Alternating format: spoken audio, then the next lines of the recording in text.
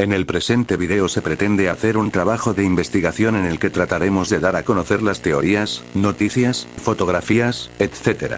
Además de hacer una recopilación de la información que ha venido saliendo a la luz referente al rancho Izaguirre. Al ser un tema muy reciente, la información puede ir cambiando y o actualizándose conforme pase el tiempo, por lo que posiblemente este iceberg también vaya actualizándose. Este es un tema muy importante, realmente aterrador y triste, por lo que se recomienda difusión. Comencemos. Nivel 1.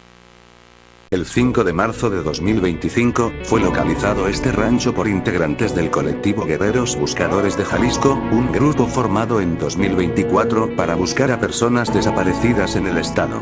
Alertados por mensajes anónimos, los buscadores llegaron al lugar acompañados por la Guardia Nacional, encontrando evidencia escalofriante en la que se encuentran 3 hornos crematorios rudimentarios hechos de ladrillo y piedra, restos óseos calcinados, y cientos de pertenencias personales, incluyendo más de 400 pares de zapatos, ropa, en su mayoría de mujeres según algunos reportes, mochilas, maletas, identificaciones, libretas, libros, joyas, cartas de despedida, etc. También se hallaron 96 casquillos de bala de diversos calibres, cargadores, esposas policiales oxidadas, y restos de droga espolvoreada, lo que sugiere actividad criminal intensa. El terreno, rectangular y rodeado de muros perimetrales, incluía estructuras específicas como un galpón donde se hacinaban los reclutas y un área conocida como la carnicería, destinada a la ejecución. Los hornos, descritos como improvisados pero funcionales, se usaban para quemar cuerpos con gasolina, dejando fragmentos óseos que luego eran enterrados bajo tierra o losas de ladrillo, una técnica que dificultaba su detección. El rancho Izaguirre, ubicado en la localidad de La Estanzuela, municipio de Teuchitlán, Jalisco, a unos 58 kilómetros de Guadalajara, ha emergido como uno de los sitios más notorios y perturbadores relacionados con las operaciones del cártel de las 4 letras en México. Este predio, de aproximadamente 10.000 metros cuadrados, aunque algunas fuentes lo estiman en 5.000 o 13.000, situado entre sembradíos y cerca de la presa de La Vega, fue identificado como un centro clandestino de reclutamiento, adiestramiento y exterminio de personas. Su descubrimiento se dio tras una llamada anónima, la cual alertó sobre los hornos crematorios y demás atrocidades que han conmocionado al país y puesto en evidencia tanto la brutalidad del crimen organizado como las fallas en las respuestas institucionales. Homenajes y protestas. En los últimos días los macabros descubrimientos han causado una ola de indignación y asombro que ha provocado que las familias de desaparecidos, grupos de búsqueda, la sociedad en general, y muchas personas más se unan para rendir homenaje a todas aquellas víctimas de las desapariciones forzadas en el país. La mayoría de las familias relata que sus familiares desaparecidos habían ido a buscar empleo, a trabajar o hacer algo para poder sacar su hogar adelante, o simplemente llevar pan a la mesa. Pero ese es un punto que veremos más adelante. Los homenajes han buscado honrar a las víctimas del rancho Izaguirre y a las miles de personas desaparecidas en México en general, manteniendo viva su memoria y visibilizando su ausencia. El mismo 15 de marzo, colectivos como Hasta Encontrarles y Guerreros Buscadores, junto con familias de desaparecidos, organizaron una vigilia masiva en el Zócalo capitalino. Encendieron veladoras y colocaron cientos de pares de zapatos, simbolizando los más de 400 hallados en el rancho, para representar a las víctimas. En el centro, dibujaron con gis un esquema del rancho Izaguirre, recreando sus estructuras como un acto simbólico de reconstrucción del horror encontrado. Madres y padres leyeron los nombres de sus seres queridos en un pase de lista, para simbolizar su ausencia y también remarcar la esperanza de algún día poderlos encontrar, siendo una mezcla de luto y esperanza. En Guadalajara y otros municipios de Jalisco, se replicaron altares con velas, flores y pertenencias simbólicas como zapatos y mochilas, acompañados de fotografías de desaparecidos. En Teuchitlán, cerca del rancho, vecinos y buscadores dejaron ofrendas florales en las inmediaciones, aunque bajo estricta vigilancia policial, como un gesto silencioso de duelo en un lugar ahora asociado con la tragedia. Cabe mencionar también que diversos colectivos convocaron a un día de luto nacional el 15 de marzo, instando a la población a vestir de negro o blanco y encender velas en sus hogares. Aunque no fue oficializado por el gobierno, imágenes en redes sociales mostraron a cientos de personas participando, desde Querétaro hasta Chiapas, Guanajuato, etc. Como un homenaje colectivo a las víctimas del rancho y del país entero. Por otro lado, ese mismo día, frente al Palacio de Gobierno en Guadalajara, ciudadanos y colectivos protestaron contra Alfaro y el fiscal Luis Joaquín Méndez Ruiz, acusándolos de encubrimiento o ineptitud. Quemaron simbólicamente sellos de aseguramiento rotos, aludiendo a los encontrados por los buscadores en marzo de 2025, y exigieron la renuncia de funcionarios actuales. En Teuchitlán, una marcha pacífica recorrió las calles, pero la tensión creció por el temor a represalias del cartel de las 4 letras. Al mismo tiempo, 12 entidades, incluyendo Jalisco, Ciudad de México, Querétaro, Guanajuato, Michoacán y Sonora, se replicaron vigilias y marchas con consignas como ni perdón ni olvido y justicia para Teuchitlán. En algunas ciudades, como Tijuana y Monterrey, se proyectaron imágenes del rancho en edificios públicos, acompañadas de mensajes denunciando la crisis de desapariciones. Por último, me gustaría comentar que, aunque menos documentado, Posen X y reportes de medios como BBC Mundo señalan vigilias pequeñas en ciudades como Los Ángeles y Toronto, organizadas por comunidades mexicanas en el extranjero. Estas acciones, el 15 y 16 de marzo, incluyeron velas y carteles con frases como México sangra, mostrando solidaridad con las víctimas del rancho y exigiendo atención global al problema. Y francamente me sorprende que esta no sea una noticia mucho más difundida, por ello te pido compartir con tus amigos, familia, y si conoces a alguien que se encuentre en un país extranjero, también comparte por favor. Esto ayudaría mucho a tener más visibilidad internacional, y así poder presionar a que el gobierno tome acciones en el asunto. Si lo llegas a hacer, muchas gracias. Madres Buscadoras y Colectivo Guerreros Buscadores de Jalisco.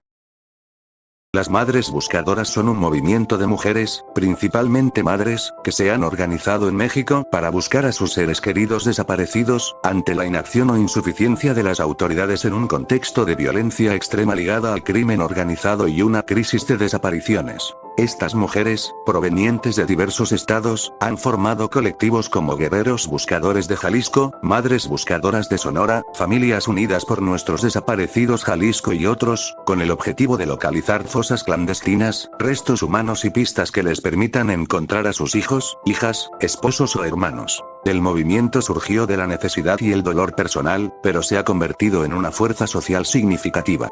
Muchas de estas madres han asumido roles que tradicionalmente corresponderían al Estado, como excavar terrenos, recolectar evidencia y presionar por investigaciones.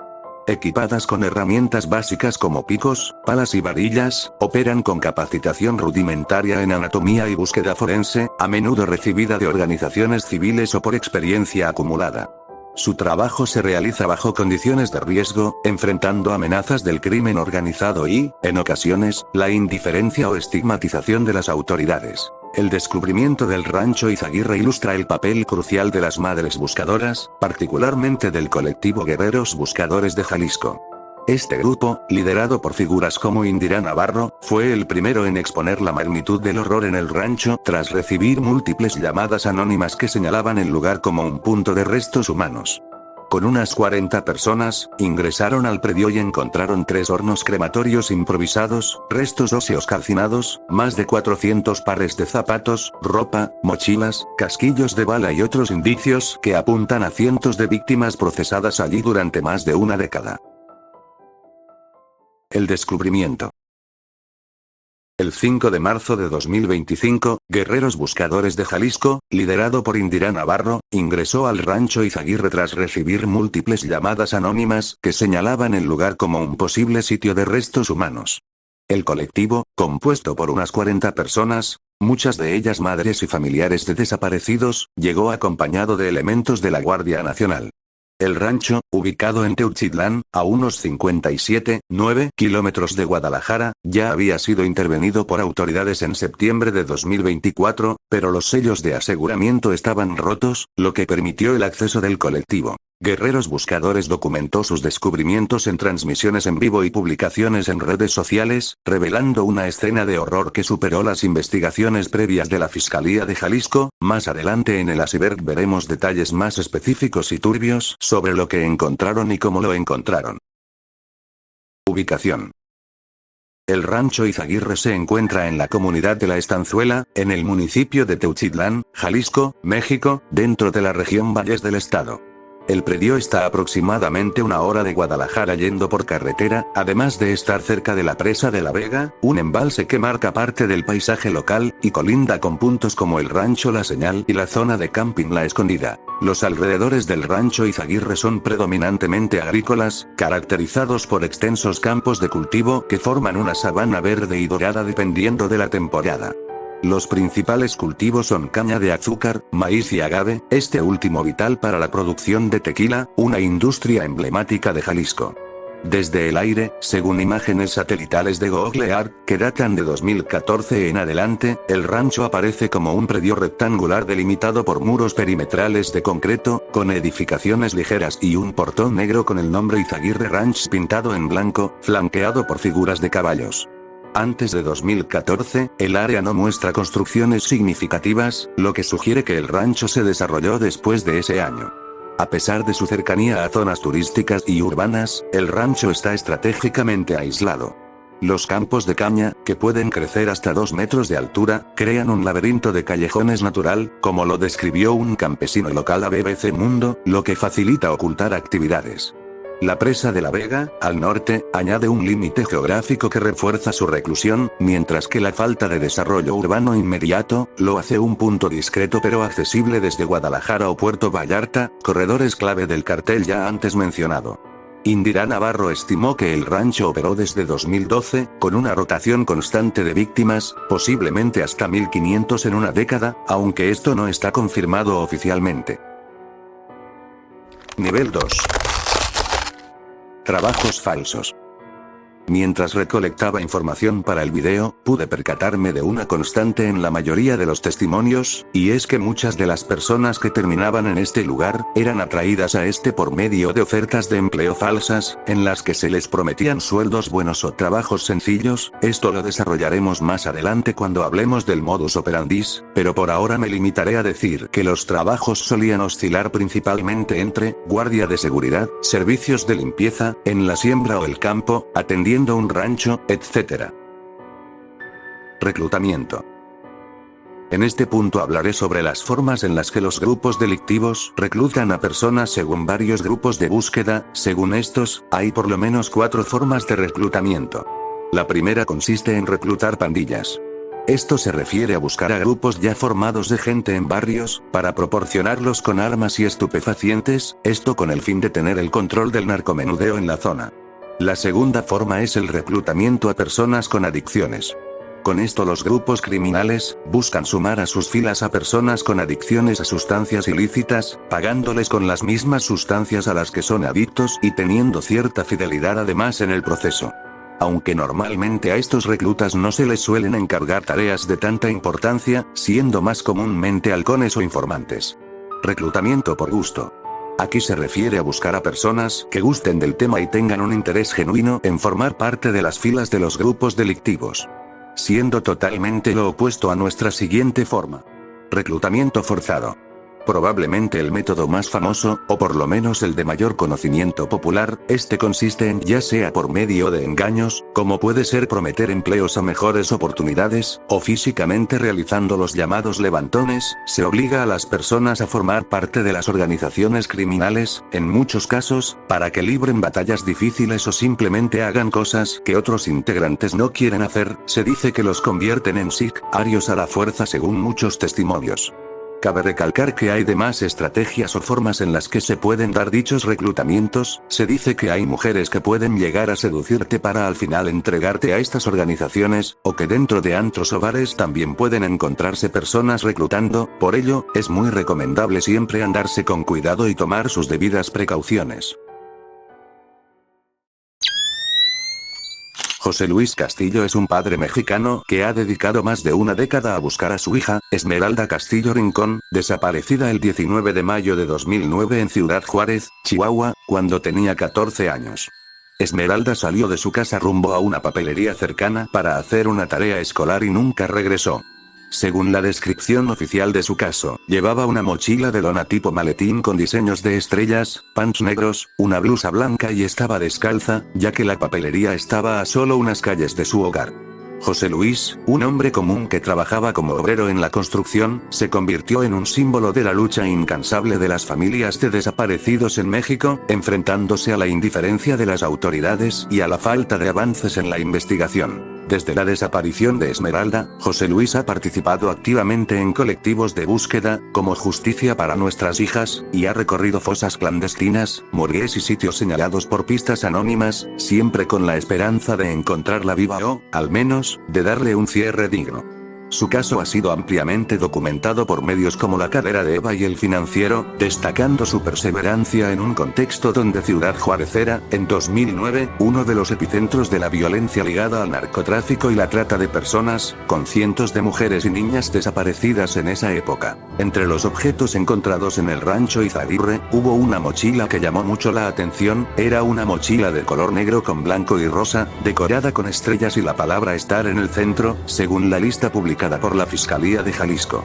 Esta descripción generó especulaciones en redes sociales y medios sobre un posible vínculo con Esmeralda, cuya mochila también tenía estrellas, avivando esperanzas de que los hallazgos pudieran conectar con casos de desapariciones de años atrás.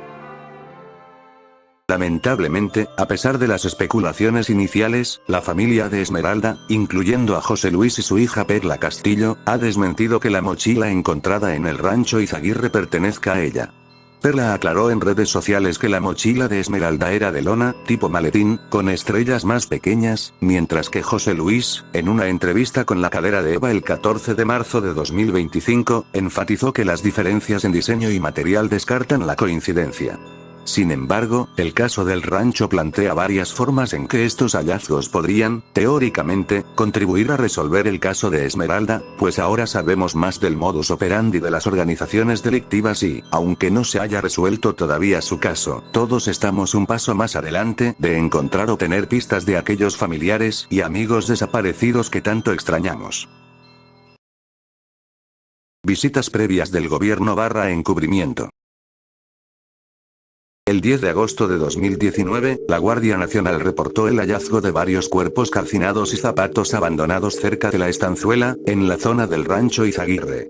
Este reporte sugiere que las autoridades federales ya tenían indicios de actividades criminales en el área. Para el 18 de septiembre de 2024, durante la administración del exgobernador Enrique Alfaro, la Guardia Nacional irrumpió en el rancho Izaguirre tras un enfrentamiento con hombres armados.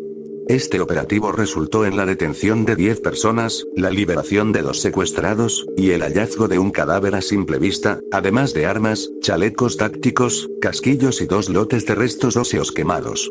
La Fiscalía de Jalisco, entonces encabezada por Luis Joaquín Méndez Ruiz, catalogó el lugar como un centro de adiestramiento del crimen organizado, pero afirmó que no había evidencia de fosas ni crematorios. El predio fue asegurado con sellos y supuestamente quedó bajo resguardo, pero el fiscal Salvador González, que en marzo de este año, admitió que la inspección fue insuficiente debido a la extensión del terreno, es decir, dijo que era demasiado grande y por eso no se realiza la investigación de forma óptima. Los sellos encontrados rotos por guerreros buscadores refuerzan la idea de que no hubo vigilancia efectiva tras el operativo. Virginia Ponce, del colectivo Madres Buscadoras de Jalisco, relató a Animal Político que entre diciembre de 2024 y enero de 2025, acompañadas por la Guardia Nacional, exploraron el rancho tras reportes anónimos. En esas visitas, las puertas estaban de par en par, y aunque oscureció y el terreno era peligroso por los sembradíos, no encontraron oposición armada. La Guardia Nacional entró primero para verificar seguridad, pero no se reportaron hallazgos significativos en ese momento, y las buscadoras no pudieron completar su inspección debido a las condiciones. Las visitas previas han generado fuertes sospechas de encubrimiento o, al menos, una negligencia grave por parte de las autoridades estatales y federales, pues tan solo con la intervención de septiembre de 2024, aunque exitosa en capturas, no incluyó una búsqueda exhaustiva. La Fiscalía afirmó haber usado retroexcavadoras, binomios caninos y medidores de compactación de suelo hasta octubre, pero no detectó los 3 hornos ni las fosas que los buscadores hallaron en 2025. Esto ha llevado a cuestionamientos sobre la calidad de la investigación. ¿Fue incompetencia, o una decisión deliberada de no profundizar? Recordemos que Guerreros Buscadores, con recursos limitados, encontró en 5 horas lo que las autoridades no vieron en meses, es decir, los hornos, restos óseos masivos y cientos de pertenencias.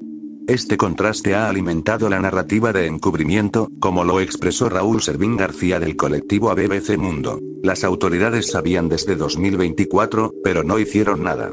La presidenta Claudia Sheinbaum, el 12 de marzo de 2025, cuestionó públicamente, ¿por qué no resguardaron el lugar? Ordenando una investigación federal. Caso. Es decir, no es creíble que una situación de esa naturaleza no hubiera sido conocida por las autoridades locales de ese municipio.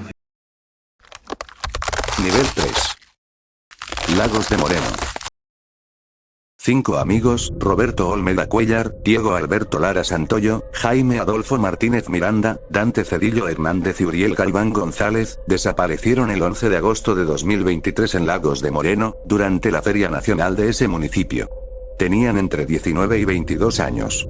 El 15 de agosto, se viralizó una foto de ellos arrodillados, amordazados y golpeados frente a una barda de ladrillos, seguida de un video macabro que mostraba a uno siendo forzado a desvivir a otro mientras los demás yacían en el suelo, presuntamente bajo coerción del crimen organizado. La Fiscalía de Jalisco cateó una finca en la comunidad de La Troje, encontrando manchas de sangre, calzado y restos óseos calcinados de 4 personas, pero no se confirmó que fueran los jóvenes. También se hallaron sus celulares en una ladrillera en orilla del agua y un auto calcinado con restos humanos en Encarnación de Díaz, pero las pruebas genéticas no han sido concluyentes. El caso se vinculó a una disputa territorial en Lagos de Moreno, un punto estratégico para el narcotráfico. En una entrevista realizada por la periodista Atsiri Cárdenas Camarena a Indira Navarro, líder de Guerreros Buscadores, publicada el 12 de marzo de 2025 en YouTube, se compartieron audios de una sobreviviente identificada como María. Ella afirmó haber estado cautiva 3 años en el rancho Izaguirre y relató detalles escalofriantes. María afirmó que las personas responsables del rancho eran las mismas que secuestraron a los jóvenes de Lagos de Moreno, los que fueron grabados matándose entre ellos para sobrevivir. Ella dijo, ¿recuerda el caso de los jóvenes que fueron secuestrados en una feria y que de ahí ya no supieron nada? Los responsables eran de aquí mismo, de ese rancho. Describió cómo llegaban jóvenes engañados con promesas de empleo, como siembra de fresa, incluyendo menores, y eran sometidos a torturas, excavación de fosas y calcinación. Estimó que más de 1.500 personas pudieron haber terminado su vida allí, con métodos como dejar cuerpos al sol antes de triturarlos, pues según ella, un doctor les decía que eso hacía más fácil que se desprendieran. También he escuchado por ahí que la playera de uno de estos jóvenes fue encontrada entre las prendas dentro del rancho, no obstante, esta información no ha sido corroborada oficialmente hasta el momento. Lugares similares.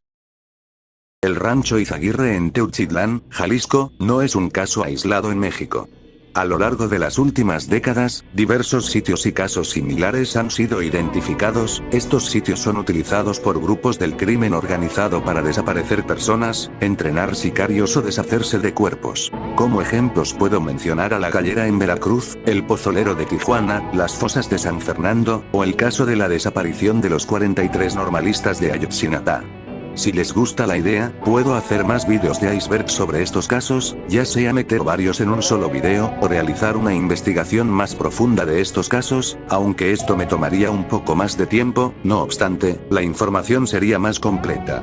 Por favor escriban en los comentarios cómo les gustaría que fueran estos vídeos. Una disculpa, y volviendo al caso, solo me gustaría mencionar que estos casos comparten características como fosas clandestinas, crematorios improvisados, pertenencias abandonadas y, frecuente y lamentablemente, omisiones de las autoridades.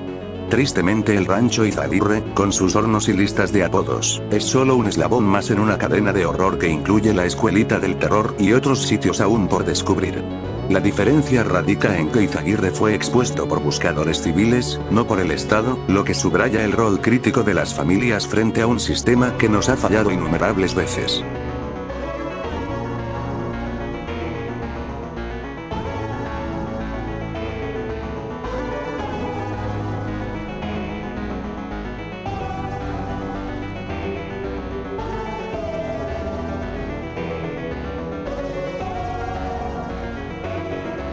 modus operandi. El rancho Izaguirre, apodado la Escuelita del Terror, funcionaba como un centro multifuncional de uno de los cárteles del crimen organizado más famosos de México para capturar, entrenar y, en muchos casos, eliminar personas. Su modus operandi se ha reconstruido a partir de testimonios de sobrevivientes, como María en la entrevista con Indira Navarro, hallazgos físicos y reportes periodísticos. Primero que nada cabe mencionar que es un reclutamiento forzado en la mayoría de casos, comenzando con un engaño inicial, pues se sabe que se usaban anuncios en redes sociales como Facebook o WhatsApp, ofreciendo empleos atractivos de guardias de seguridad, choferes, albañiles o trabajos agrícolas como siembra de fresa, con sueldos de 3,000 a 5,000 pesos semanales, transporte y alojamiento incluidos. Un ejemplo de esto es Luis, una persona que fue reclutado por medio de engaños y que nos relata su experiencia en un video del Gursi, video y testimonio que corrobora muchos más testimonios que describen que fueron llevados a estos campos de la misma manera. Aunque otros jóvenes eran raptados de manera directa en centrales camioneras, como la de Guadalajara, o calles, especialmente jóvenes vulnerables entre 20 y 25 años. Las víctimas eran recogidas en vehículos, en varios casos Ubers contratados por terceros, y finalmente vendadas y llevadas al rancho. Seguido de esto seguía un entrenamiento brutal, que comenzaba con una fase inicial llamada el kinder. Durante 30 días, los reclutas enfrentaban ejercicios físicos extremos como arrastrarse bajo alambres de púas, cargar llantas, simulaciones de combate, etc. Dormían hacinados en un galpón con lona como suelo, compartiendo una cobija entre aproximadamente 10 personas o más. También se les hacían pruebas de lealtad, en las que eran obligados a pelear entre sí o a ejecutar a compañeros débiles, porque como narró María, si no obedecías, te matan. Esto filtraba a los más resistentes. Los sobrevivientes pasaban a un entrenamiento avanzado con exmilitares, aprendiendo tácticas y manejo de armas. De 200 iniciales, solo unos 30 llegaban a esta etapa aproximadamente. Quienes fallaban, ya sea por agotamiento, falta de resistencia o desobediencia, eran ejecutados en la carnicería, un cuarto donde se desmembraban cuerpos con herramientas improvisadas. Los restos se quemaban en 3 hornos rudimentarios hechos de ladrillo y piedra, usando gasolina. Como mencioné, María describió cómo para deshacerse de la evidencia dejaban cuerpos al sol para ablandarlos antes de triturarlos o incinerarlos, y luego cubrían las cenizas con losas y tierra. A todo esto, también utilizaban diversas formas de control psicológico, como meterles miedo de que sabían dónde estaban sus familias y que si intentaban algo iban a ir por ellos, así como irlos deshumanizando poco a poco, como quitarles sus nombres y darles apodos. De esto último existe una lista con los apodos de muchos de los desaparecidos que estuvieron ahí, así como de algunos de los líderes que habitaban el rancho supuestamente. Los castigos en el rancho Izaguirre eran una herramienta central para mantener el control y eliminar a quienes no se adaptaban al entrenamiento o desafiaban a los captores. Eran rápidos, brutales y servían como advertencia para los demás. Quienes no podían con el entrenamiento físico, se quejaban o intentaban resistirse, eran llevados a la carnicería donde eran ejecutados. Uno de los finales más aterradores por los que podías pasar era para, entre comillas, los débiles, aquellos que colapsaban temprano, pues eran arrojados a la puerquera para que los cerdos los devoraran. María dijo, a los que no podían más, los echaban a los marranos, un castigo en extremo siniestro, que además servía como una tortura psicológica para todos los ahí presentes. Los golpes con tablas, quemaduras, cortes o privación de comida y agua eran comunes para quienes dudaban o erraban en las tareas. María habló de abusos extremos, incluyendo pedofilia contra menores reclutados, como castigo y para control. Nivel 4. Detalles de la operación y hallazgos. Al momento, la fiscalía reportó 5 lotes de restos óseos fragmentados con indicios de calcinación, extraídos de 4 espacios distintos. El colectivo estimó cientos de víctimas potenciales, basándose en la cantidad de pertenencias, aunque no hay un conteo oficial exacto. Dichos fragmentos óseos como molares, placas dentales, colmillos, partes de cráneos y otros huesos largos, la gran mayoría se encontraban calcinados. Algunos estaban triturados o reducidos a cenizas, lo que sugiere incineraciones repetidas. Los restos mostraban un color grisáceo o blanquecino típico de la exposición prolongada al fuego, con bordes quebradizos. En vídeos del colectivo, se ven piezas dentales intactas entre cenizas y tierra. Respecto a los hornos crematorios, se encontraron 3 estructuras identificadas como hornos clandestinos, aunque recientemente se dice de la existencia de un 4.º horno, no obstante esto aún no ha sido conformado o corroborado de manera oficial, por lo cual, solo lo dejaré como una mención. Los hornos crematorios no eran industriales, sino fosas improvisadas en la tierra, delimitadas por muros de ladrillo y piedra. Según Indira Navarro, los reclutas construían una cama de piedras o ladrillos, echaban gasolina y quemaban los cuerpos, tapándolos luego con losas y tierra para ocultar evidencia. Según algunas descripciones, los hornos eran rudimentarios, con signos de uso repetido. Algunos tenían residuos de cenizas y fragmentos óseos incrustados en las paredes de ladrillo. Zapatos y objetos personales. Más de 400 pares, según el colectivo y la fiscalía, estimaciones iniciales hablaban de 200, pero se ajustaron al procesar el sitio, en los que se encontraban tenis, botas, sandalias, huaraches, tanto de hombre como de mujer, muchos desgastados o con manchas oscuras que podrían ser sangre o tierra. Estos se encontraban esparcidos por el suelo del galpón y otras áreas, algunos apilados en montones, otros solitarios, sugiriendo abandono apresurado.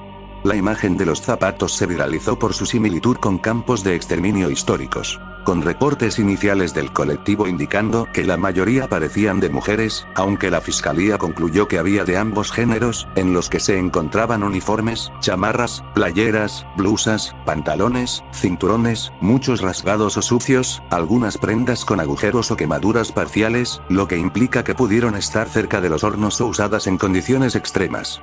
La estimación vuelve a ser de más de 400 prendas. En el lugar se encontraron también mochilas, maletas, carteras, llaveros, aretes, collares, medicamentos, esponjas de baño, identificaciones de Tlajomulco y Guanajuato, libretas con listas de apodos, fotografías y una carta de despedida firmada por Eduardo Lermanito.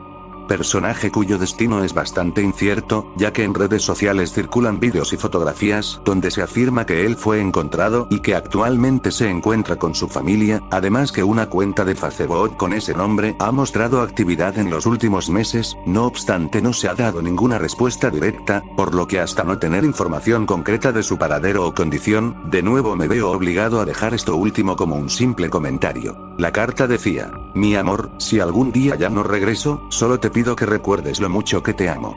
Esperemos que al menos esta historia sí haya terminado en un final feliz. Bueno, mientras editaba el vídeo me di cuenta que según datos de la fiscalía, y según la BBC, al parecer esta persona sí fue localizada con vida y en efecto, ya se encuentra con su familia. Menos mal que al menos esta historia sí terminó con un final feliz. Condiciones del lugar. El rancho, de unos 10.000 metros cuadrados, está rodeado de campos de caña y maíz, con accesos por brechas de terracería. Su aislamiento lo hacía ideal para actividades clandestinas. El terreno, seco y polvoriento, coincide con el clima semicálido semihúmedo de Teuchitlán. Según los reportes, contaba con una bodega abierta con lona como suelo, donde se hacinaban hasta 200 reclutas.